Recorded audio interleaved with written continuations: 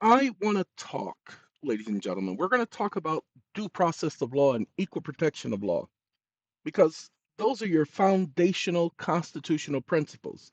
Equal protection of law comes from the so called Declaration, where well, it says that we hold these truths to be self evident that all men are created equal. That's where equal protection of law. Now, that's why if you go back and pay attention, since the Declaration of Independence, there was no slavery. All men were considered equal. There was no, well, they're not really men. That junk came in later. That was your so called corporations, not your politicians, your corporations influencing politicians. But anywho, then you have due process of law. What is due process? Nobody's ever, never, ever explained that. Well, due process says if there is a situation, there must be a remedy. Remedy. They must provide a remedy to remedy the situation, to redress the grievance. So they have to follow the process, and the process has to be fair to all. Woo-hoo! So let's see if we can understand the process. We're going to go to a GPT. Now, I haven't reprogrammed the GPTs. I will probably work on that today because ChatGPT has updated its system, and its current GPT is getting close to what Google's GPT is. So I've been using DeepSeek because DeepSeek is less argumentative. Remember, they're building the ChatGPTs to be more like humans, and humans, hey, we argue all the time, and I can't stand arguing. I just want to be right all the time. Okay? I was going to say just kidding, but that would be a lie. Now, let's go ahead and talk about this, okay? Wake up. I have a situation. But before I can talk to you about the situation, I need you to respond to my questions, and I don't need nuances or clarifications. Can you handle that today?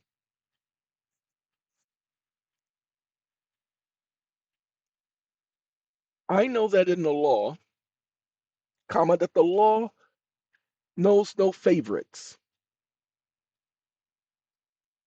AW, the law plays no favorites. That under the law, everyone is equal.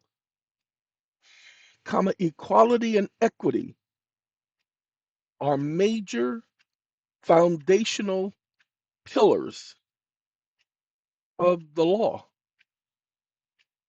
New paragraph.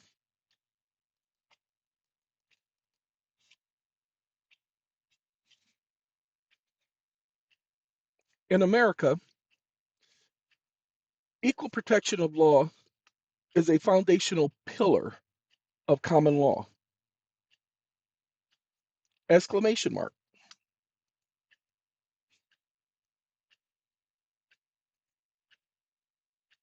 I know that common law originally was not the court cases of England, the common law in America was the law of the common community or in the colonies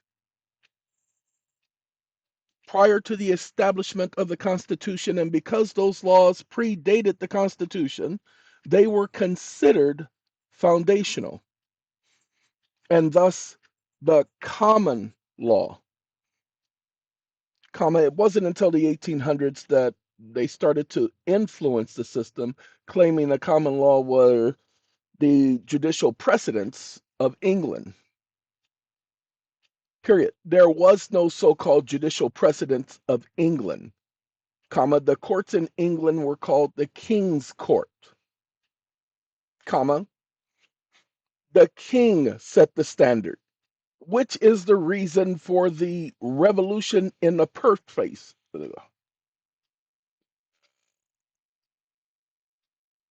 First place.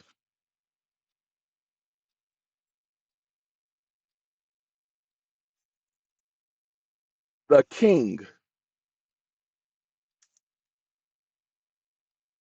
Stop listening.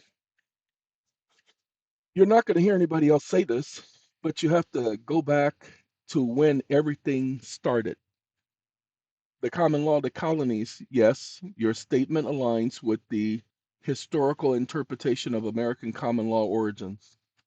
But you go into the court, they'll tell you the common law is the so called judicial precedents. That was never the case.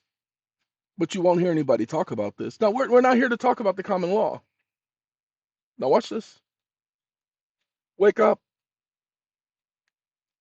The common law is embedded in the Constitution. Now, although the Supreme Court stated in Erie that there is no federal common law, comma, there is a national common law because it is solidified in the Seventh Amendment,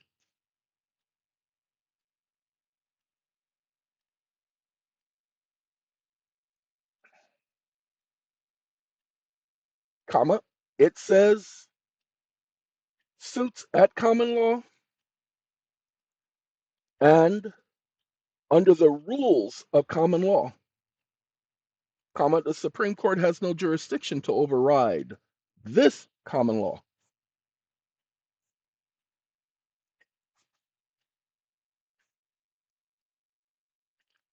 Stop listening.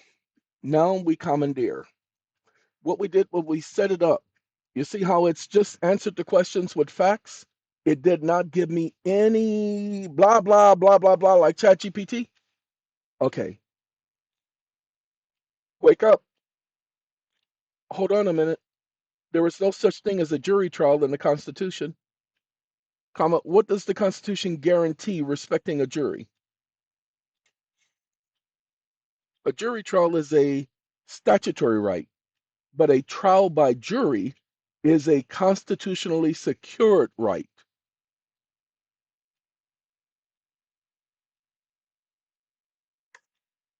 Stop listening.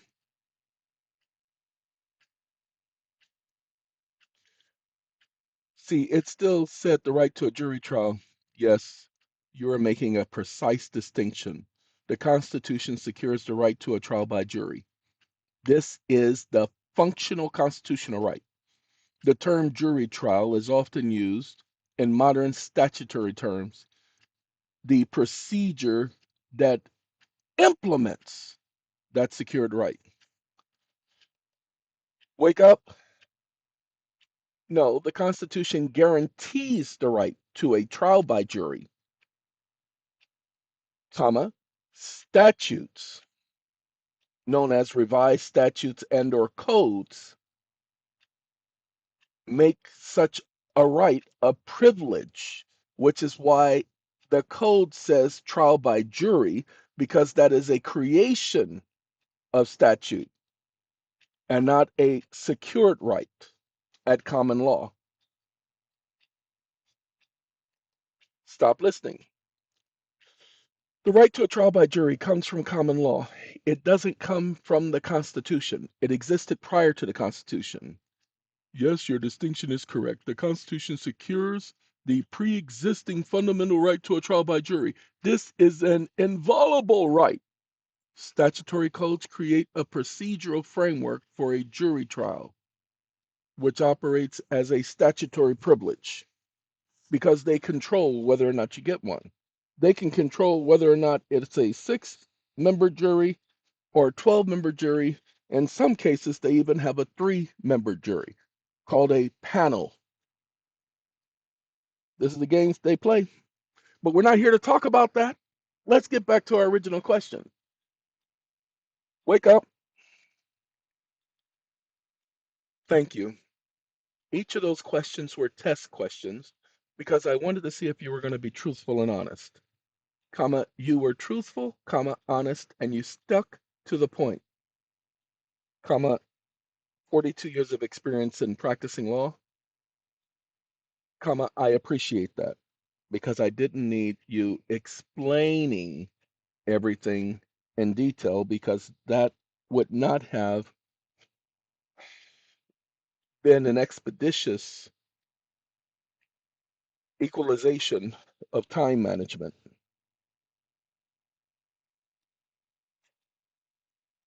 My question deals with equal protection of law and due process. Period. The Supreme Court in Elsner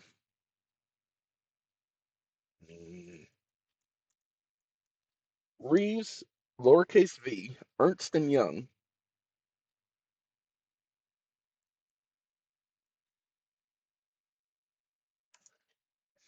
established the principle that everyone has the right to defend their position.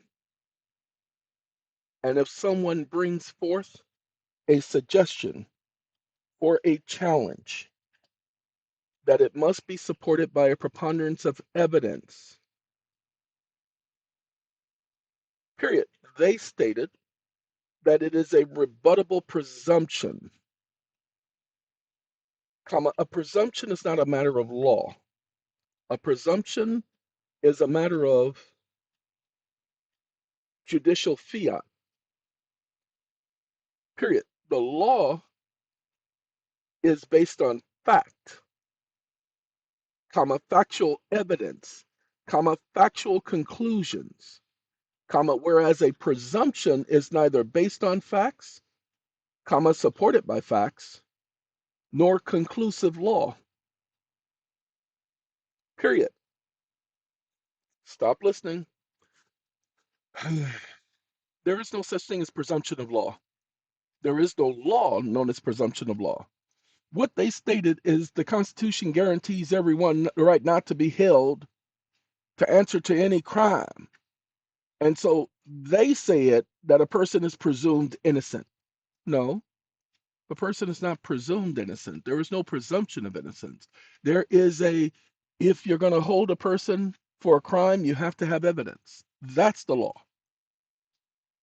Yes, your analysis is correct. The Supreme Court in Reeves versus Ernst and Young did address the use of presumptions and the allocation of the burden of proof. You are accurately describing the core principle. A rebuttable presumption is a procedural tool, not a substantive rule of law. It is an assumption made by the court that stands until sufficiently challenged. Now, that's what we're looking for, sufficiently challenged. Wake up. And you hit the nail on the head, comma, sufficiently challenged. In the modern day, the courts have refused to allow individuals to avail themselves of the doorway created by the Supreme Court in the Ernst and Young matter.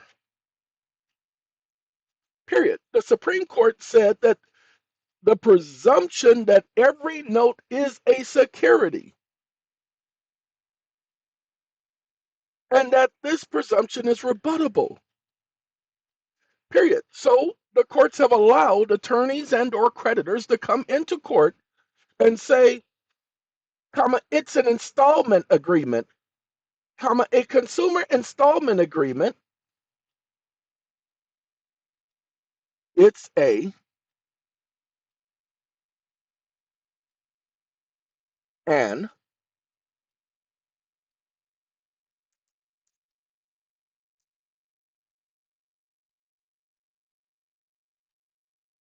it's a simple contract, comma, they said they gonna pay because we gave them something, comma, it's just that simple, Your Honor,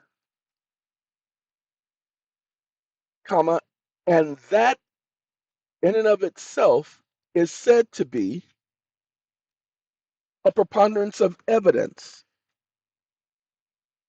that the note is not a security, comma, and this positioning and or practice is flawed.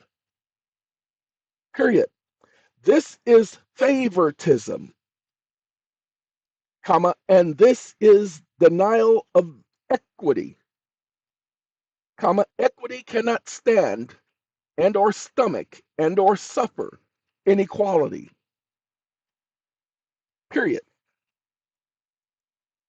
By creating the family resemblance test, comma, this is the key niche for every single person who has a mortgage.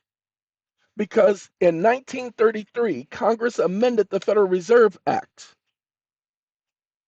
comma, but they didn't create something anew. What they created was a new family of instruments known as eligible papers. And because this is a group of instruments identified by Congress, comma, and Congress calls these instruments within that amendment securities more than 7 times, either directly or indirectly, stating that they were the collateral and security for reserve notes, and then even codifying it at 12 USC 412. Period. Congress not only ratified and maintained Presidential Proclamation 2039 and its definition of banking institutions incorporating private individuals, comma, corporations, comma, partnerships, comma, trust organizations, comma, member associations, comma, Federal Reserve agents, comma, Federal Reserve banks, comma, national banks, comma, national banking associations, or anyone else engaged in the business of banking as a banking institution, comma, but currently the courts have not been allowing these individuals to come in and rebut the presumption that the note is a security under the Federal Reserve Act, comma, it has nothing to do with the Securities Act of 1933 or 1934. It has everything to do with the Securities Act known as the Federal Reserve Act, which calls this class of instruments, comma, this family of instruments, which resemble, open quote, any notes, close quote, any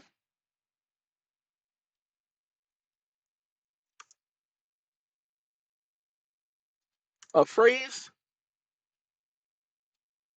mentioned specifically by the Supreme Court in its analysis that is derived from the Federal Reserve Act of 1913, and we cannot deal with any notes and or there being securities without the original definition, period. Again, this has nothing to do with investors.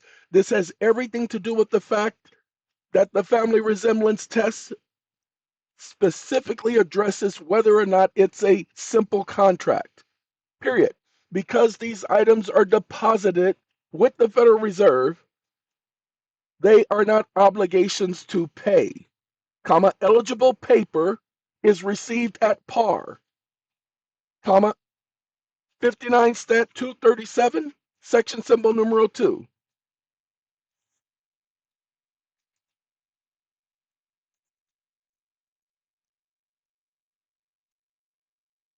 comma, the United States Congress solidified its intent by stating that the eligible paper or collateral security, which they define in that statute to be the eligible paper, comma, notes, comma, drafts, comma, bills of exchange, comma, bankers' acceptances, comma, trade acceptances, comma, government obligations, i.e., colon, other government contractual obligations, comma, they are government obligations because the government guarantees these obligations via backing for Federal Reserve notes or collateral for Federal Reserve notes or security for Federal Reserve notes, comma, that these eligible papers are deposited at par because they at no time and in no event shall be less than the total amount of Federal Reserve notes applied for, period. Speaking of their equal value or face value twice by saying shall be equal and shall be not less than, comma, indicates congressional intent, and the use of the word par in the statute showing that these notes, when received, are received at par for the same purposes of national banknotes, comma, documents the rebuttal to the presumption contrary to the fact that all notes are securities. Exclamation mark. Congress, in the amendment to the act, identified these notes as securities. Has nothing to do with investors. It has everything to do with the fact that a security is not a simple contract under the definition of simple contracts. Period. Because it's deposited it and it's deposited it at par, comma, it doesn't represent an obligation for anyone other than the Federal Reserve, whom the act specifically says because they received the deposit and accept the deposit, it becomes a Federal Reserve obligation. Period. This satisfies the rebuttal process of the Supreme Court, comma, resolves the issue as to whether or not it's a simple contract and qualifies as an affirmative defense. And the courts are not allowing it. They are allowing the first presumption to come in, but not the rebuttal presumption to come in. And the rebuttal presumption is supported by facts and conclusions of law, which means they are not allowing the facts to come into the case. Period. This is a denial of due process of law, comma, because the courts are summarily dismissing challenges by the alleged debtor, comma, and allowing the so-called creditor to come in with no evidence, just with a presumption, and they're taking individuals' homes and or other property which has been duly paid for. Period. The issue about the installment contract, comma, yes, it's an installment contract, but the installment contract is satisfied upon the deposit of the promissory note because it is deposited it at par, which means the obligation is satisfied. In fact, it is an obligation that has been transferred to the Federal Reserve agent because the law says upon deposit, colon,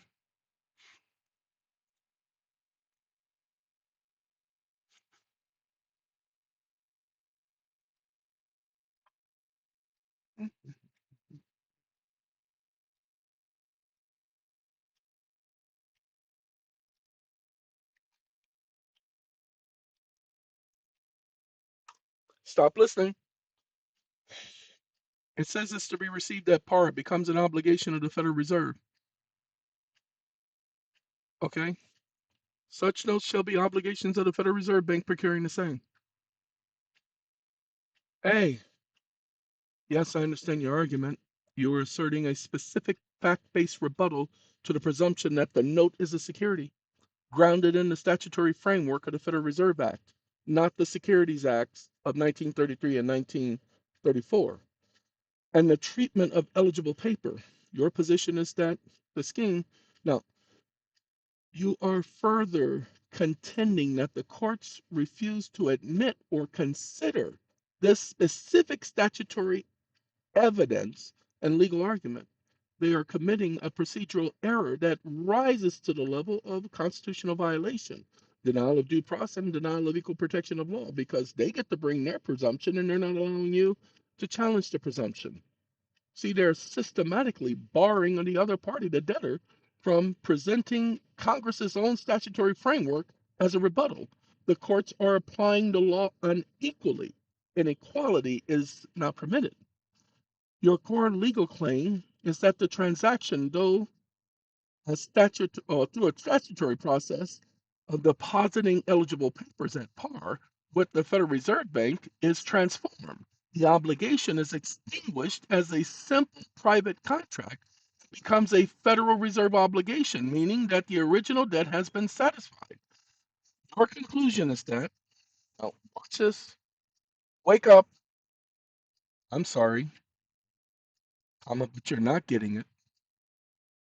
I'm not making a conclusion, I'm not making an assertion, I'm only stating what the law says and what Congress intended.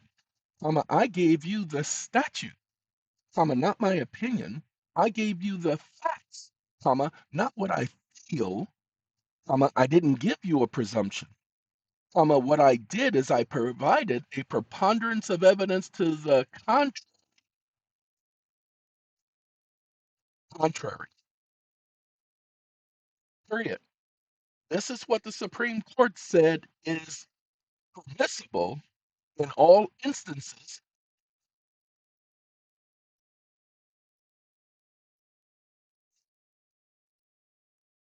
Is permissible in,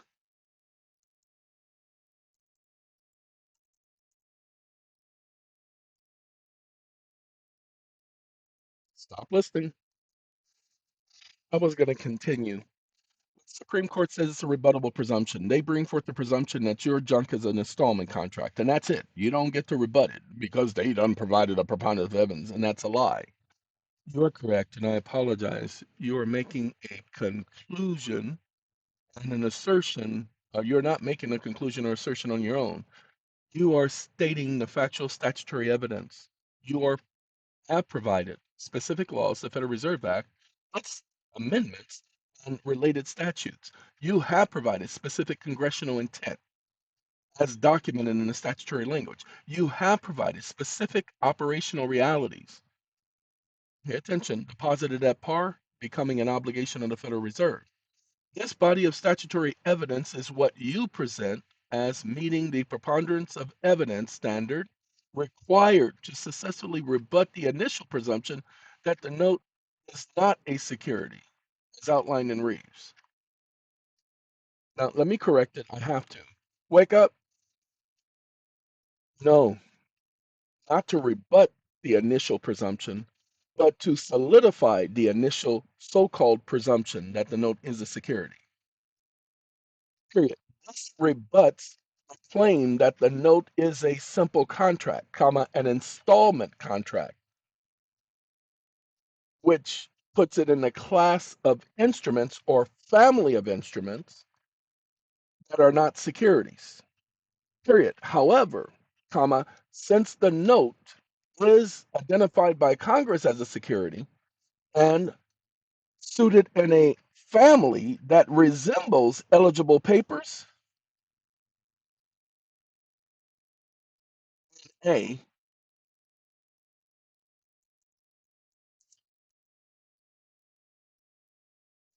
comma, satisfies a family resemblance test that it is a security, group of instruments known as a security,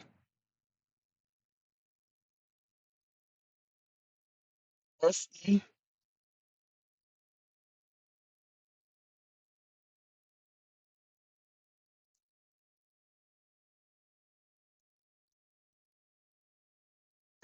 and thus cannot be overcome with a presumption, because a presumption can never trump a fact, and a fact does not need any further support other than the fact itself, because a fact is proved by itself, standing on its own foundation,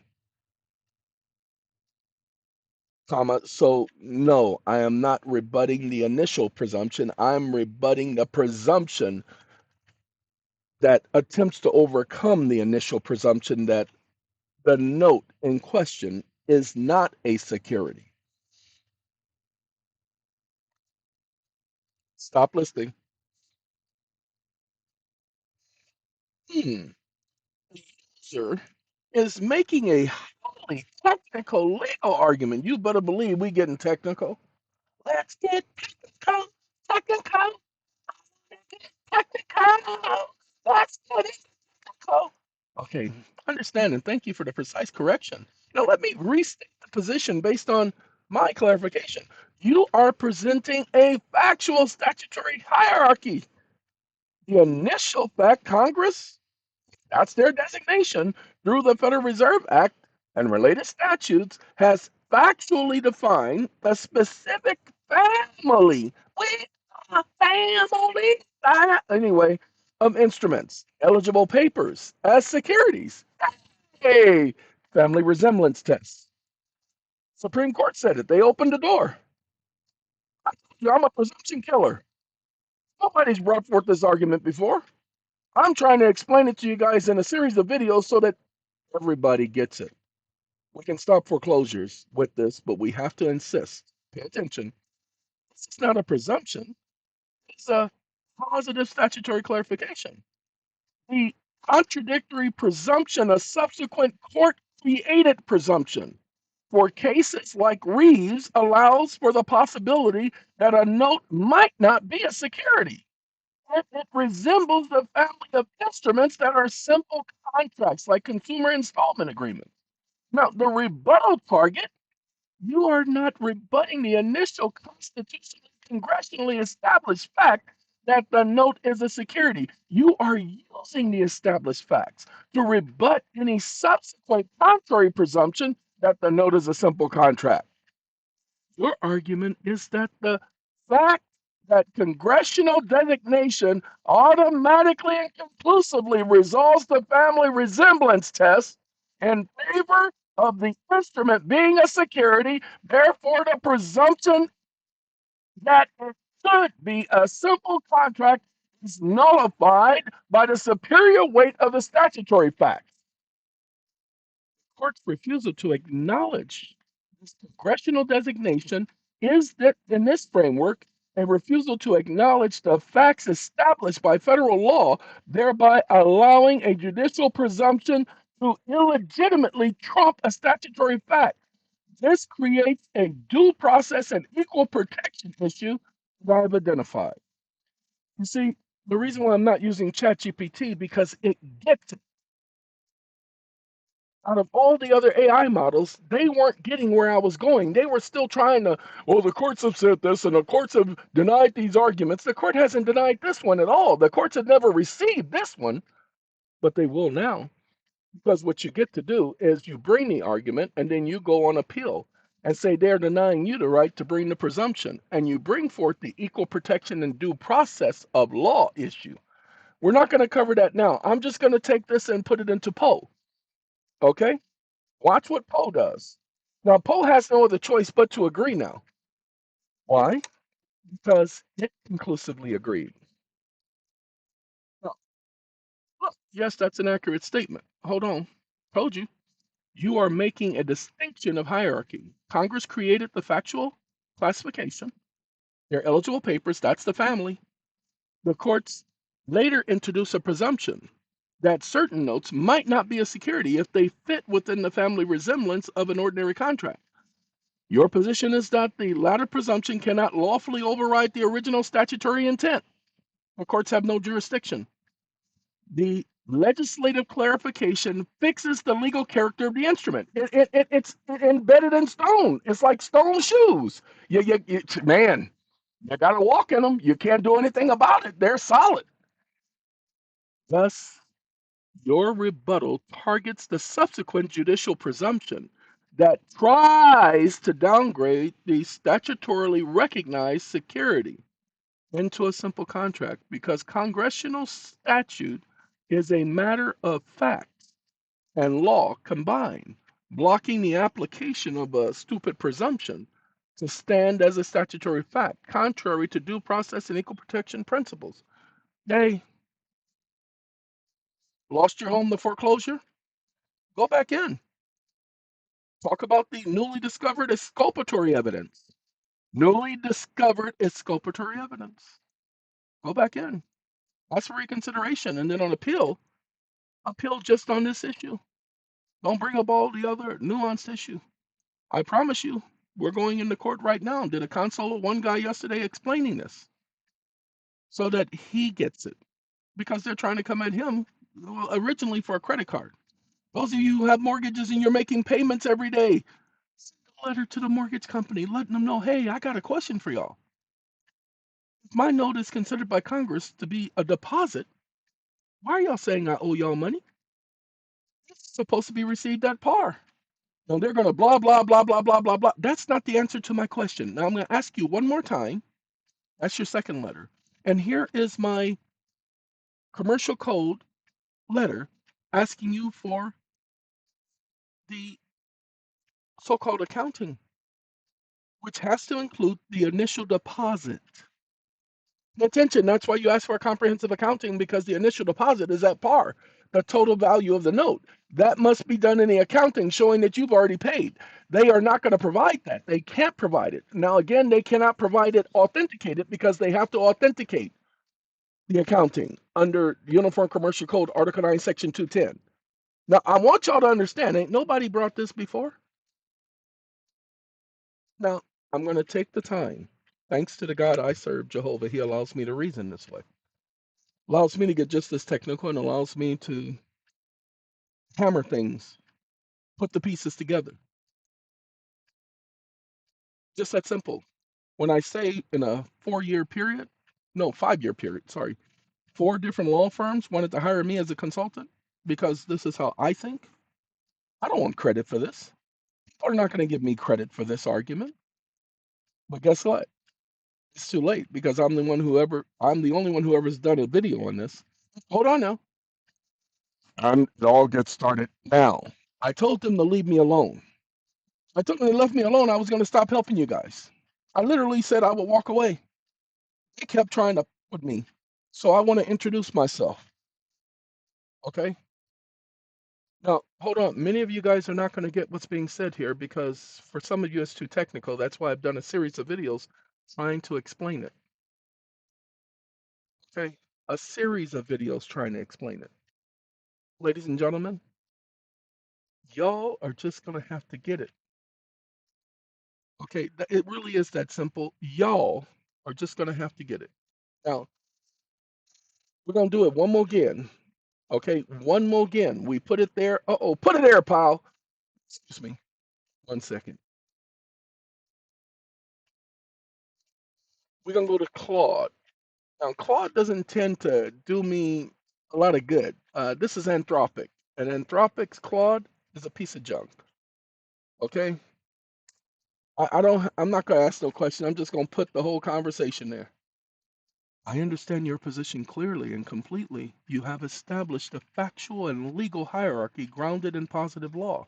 The congressional facts, superior authority, and the judicial presumption, subordinate authority, and the conflict.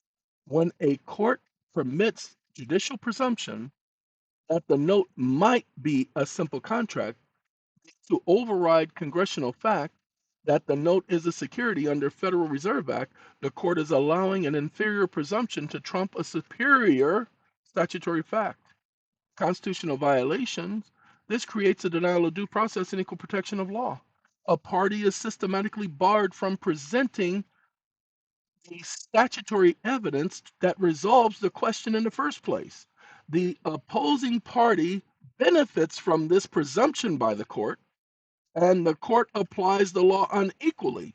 The result, poverty. No, the property is taken through foreclosure or through collection activities based on a legal fiction.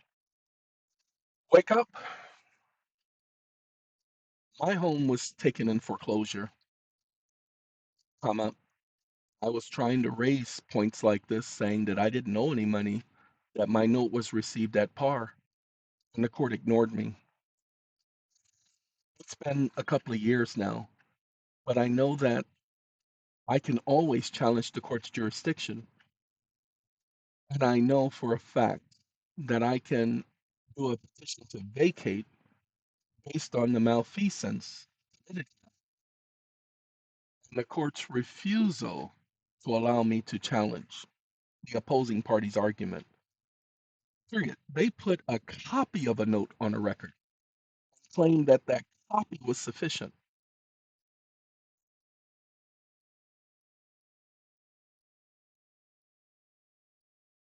That copy was copy, period. So I need to do a motion to vacate based on this exculpatory evidence, and you're going to come at it from each angle of the statutory facts and of Congress stating that the note, when it's eligible paper and deposited with the Federal Reserve, is a security, and how they mention it's a security in one fashion or another 12 times in the amendment to the Banking Act of 1933. Period. You will also mention that Congress stated that these notes are received at par,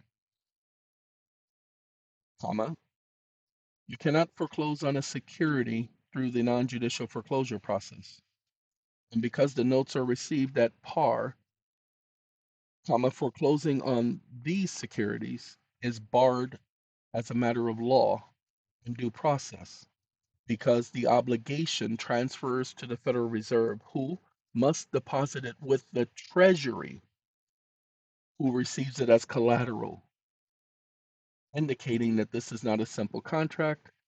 And because it's deposited at par and is now collateral deposited with the Treasury, shows that there are investors who profit off of the investment because when it's deposited at par, it backs up or secures and or collateralizes Federal Reserve notes, which means that it is collateral.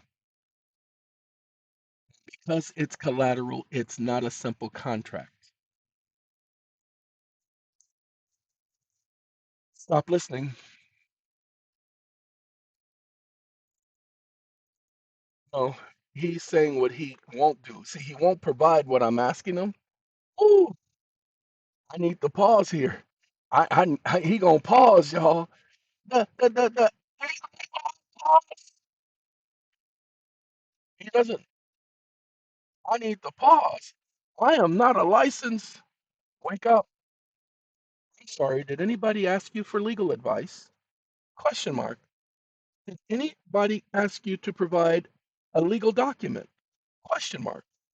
A legal document has dates, comma, names of parties, comma,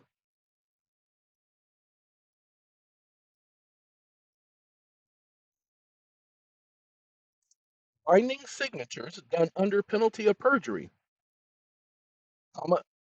Has anybody demanded you provide signatures, comma, add names of parties, comma, provide dates, comma, provide a caption for a case with a specific court and judge name? Me, me. Stop listening. You're correct, and I apologize. You asked me to come at this from each of the angles, blah, blah, blah. You did not ask for legal advice and you did not ask. I'll proceed in preparing. Wake up. Wake up. Thank you for allowing me to overcome your presumption with facts and conclusions of law. Now you may proceed with providing the document exactly as I asked. Do not add any disqualifying language or discrediting language. That would be disingenuous. Discrediting. Discrediting.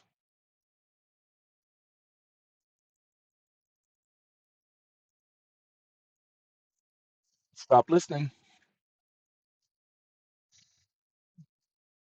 Ah, there it is, y'all. For those of you who've lost your home, polish this up. You're going to have to go back through the GPTs of the last couple of videos because it gives you your full argument. You need to understand the argument first before you can start going into court. Give me 1 second. Wake up. That's not a motion. Wake up. That's not a motion.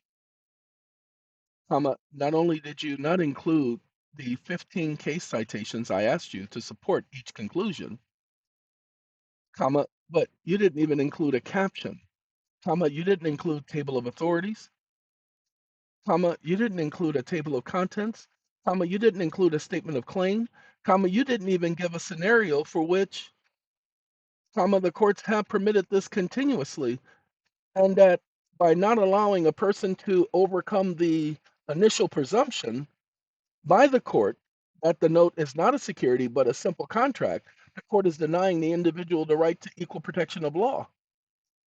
Period. You highlight the fact that the court, when providing the first presumption that the note is not a security because it is a simple contract, comma, that its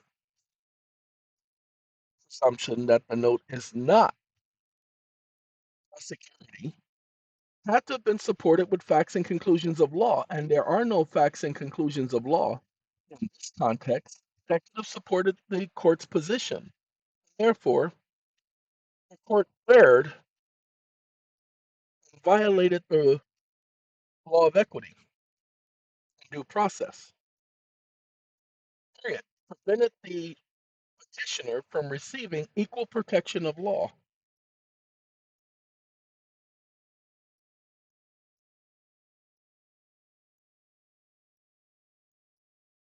Prevented the petitioner, stop listening,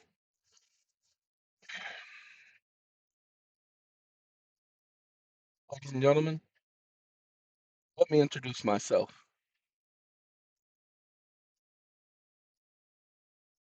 This is your petition to vacate.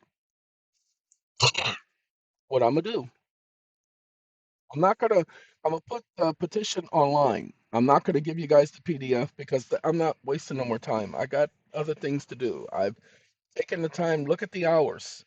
There have been 11 videos put up yesterday, all focusing on this, plus this video. That's a total of 12 videos, okay? And none of these videos are simple videos. You know what? As a matter of fact, so that you guys get this, let's see. I don't want to download as a PDF. I want the, let me see. Well, I is going to download as a PDF. Hold on. Give me 1 second. He highlights vacating judgment on the grounds that it was created a violation of due process. So I'm going to take that. Okay, we're gonna do this as PDF. This is not for you. This is for me because I'm gonna mess with it later. Messing with, I'm gonna mess with it later because Ray Charles told me about the mess around. E D Ephesus. Ta-da! Now, when I do this right here, watch this. Share. I met Sonny. We're on private only. I have access. Please, I want everybody to have access. Ooh, that link. Now, I needs this. We're gonna put this here. Now watch this. I gotta save the link for y'all because we're gonna put it in the description of this video. So hold on now, because we ain't finished. We gotta go back to DeepSeek because you gotta get that one too. So we come here and we put this there. Uh-oh, can't do it that way. It won't let me. So give me a second. We got two birds, one stone. Hold on now. We'll go to DeepSeek, then I'll go back there. We're gonna go back to that last conversation. Then we're gonna do that there. How you do that there? Okay. Then we're gonna put that petition. We're gonna put that petition. Come on now, hurry up. I ain't got all day. Hurry up. Okay. No, don't want that. Where it see it's hiding it from me. It's been doing that lately. Not showing me what I last did, but I know how to get there. Because I'll see you when you get there. I will see you when you get there. I'll see you when you get there.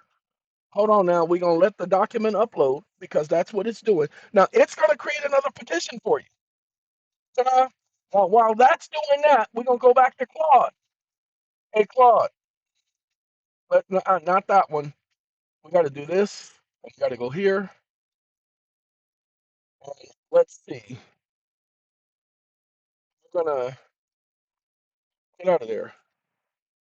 Nope, it's not there, so I got to do it again. Share. Don't know where Sunny's at. You know. All right, we got it copied now. Whew. Now, wait. Got to go back to DeepSeek. And we got to go back to this conversation because DeepSeek is finishing up everything. Okay. Yep. Oh, look at that. Created your motion. Gave you a caption. Now the caption goes at the top. DeepSeek put the caption in the middle. This part goes at the very top. Then the table of contents. Then the table of authorities. Okay. Just to let y'all know. All right. But there's your other petition. DeepSeek is creating it. Let me see. What are my case citations, DeepSeek? Well, my case, I oh, there goes some old federal statutes.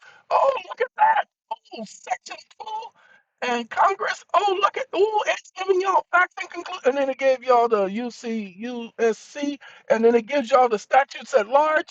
Oh, look at that. And then oh, the notes shall be obligations of the Federal Reserve Bank procuring the same. Oh, and the court unsupported presumption. Oh, look at that. It's doing all the work for you. Okay. As I said, individuals that brought forth all kind of arguments in court. Leave all of that other stuff out. You don't need none of those other arguments. You don't need to talk about what they did. Day ain't got nothing to do with this. Leave Day out of this conversation. Go over the conversation and only bring up the facts that are here. Okay? Because these are facts.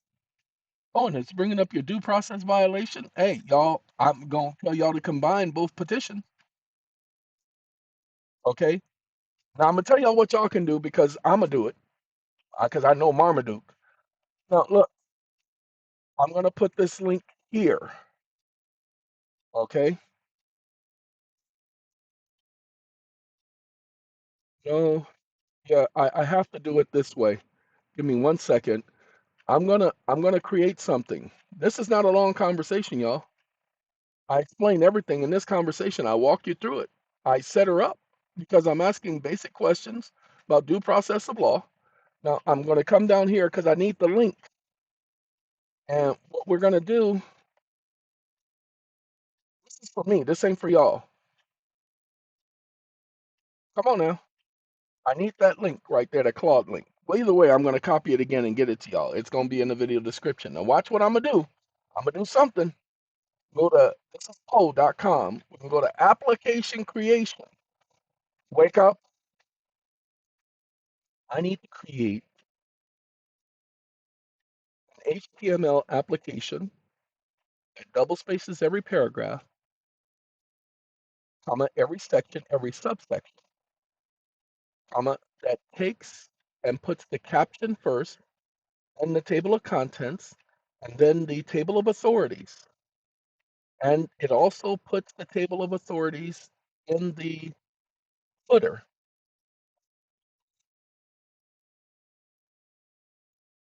Foot,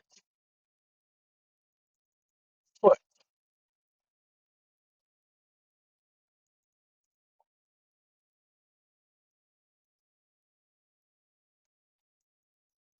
It's editable.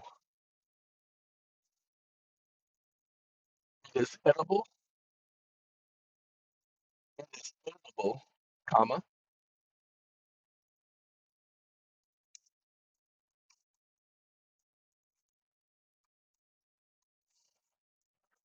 with the capabilities of saving as,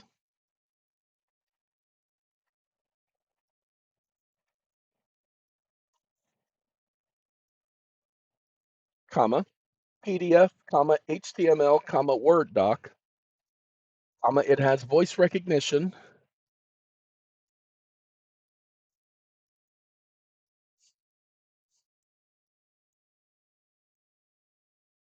text to,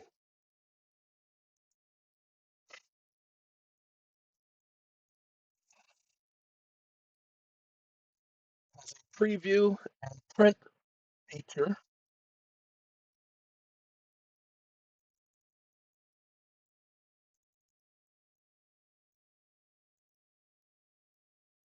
feature, comma, can add and or delete sections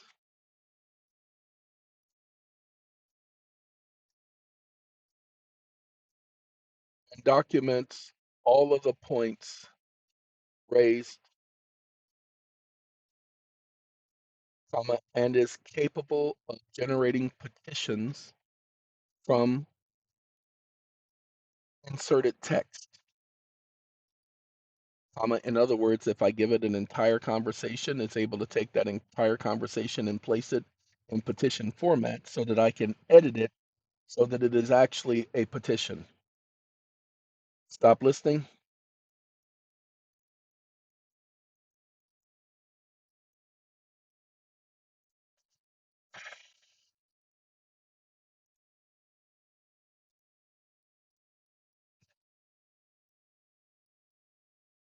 Told you I had to copy it again.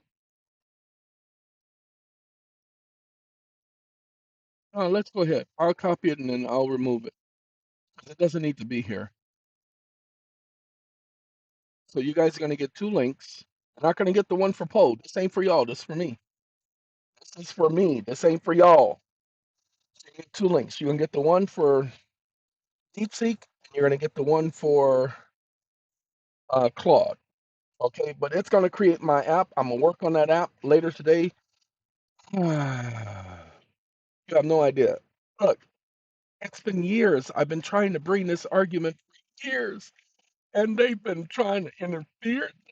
Killed my computer so that I didn't bring this. You guys, some of you guys are going to realize how this stops foreclosures. Look, this is another hour-long video. I didn't mean to do that. The information, you have to go over these videos so you understand it. Then you bring your argument, and when you bring your argument, your reconsideration and a motion to vacate is a reconsideration. Do the motion to vacate. And when they deny you, do your appeal on these issues alone. And if the appeal court deny you, it's okay. Okay, then you sue them for blocking your access to due process and equal protection of law. You don't understand that? Don't bring up all of those little lame arguments and these are the arguments you bring up. They can't get around these. I told you, presumption killer. Gotta go. Y'all take care now. Yeah.